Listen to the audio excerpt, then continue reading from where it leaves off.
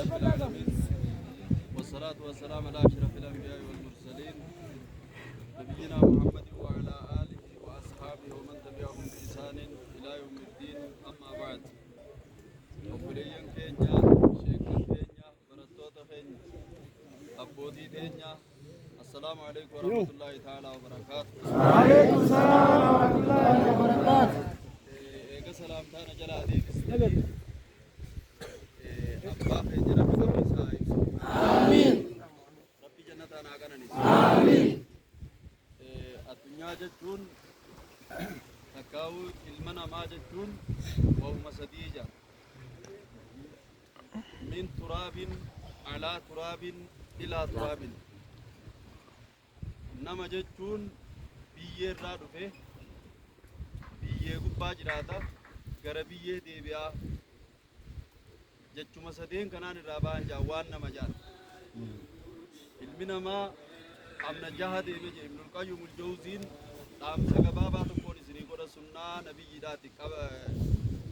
جنازة قباتي رسولي وعزي قرأ سنة أنبياتي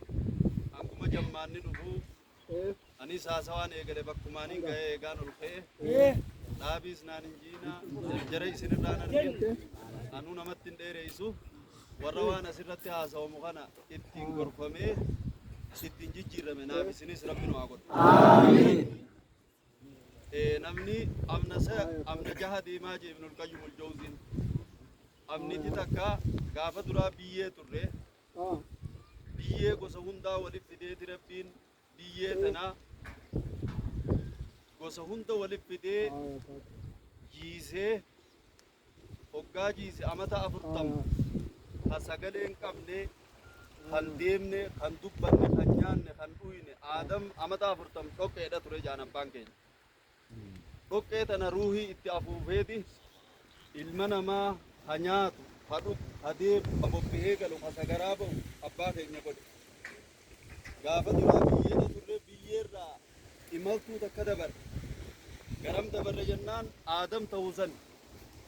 imaltuun lamadaa Aadam hoggaa uume rabbiin hawwaadha cinaacha isaarraa uume ammaas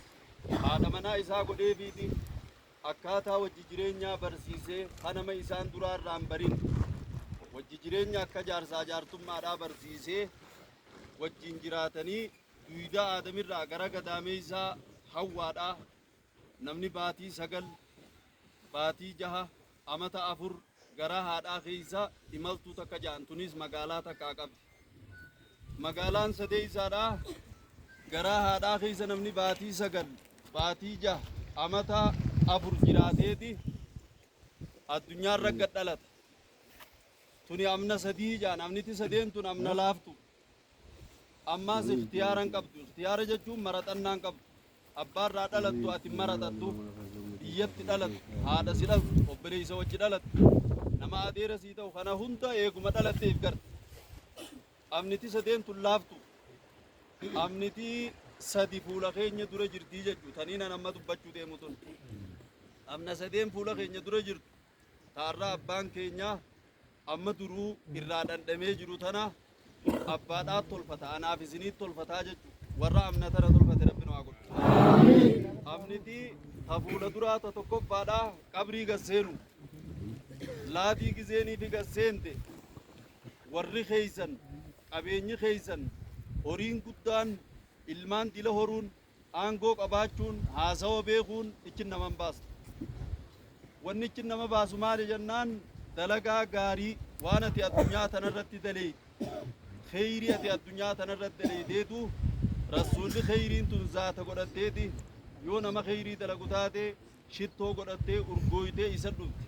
janaazuma tanaatu yaama ati eenyu gizee jetteen ana عملك أنا دلقا خيتي دلقاتي أنا صلاة أنا صومنا أنا أكن أنا قرآن أكنمت جدّو أكنتي أركاجي رسولي لما تدي بس أماس أمنتي تكبري دات تكبري تنرى هوكا قرد الريك يا ما دا خاف من دابني الريك يا ما أمنتك دابت الريك يا ما سمالين دابت دلقوا ما الدنيا تنرى دلقات تيجدّو أما بانك إن دلقا ولي به dirree qiyaamaarra ammaas immaa ilal jannati wa immaa ilal naar kitaabaa hirama siraat gubbaa bahaa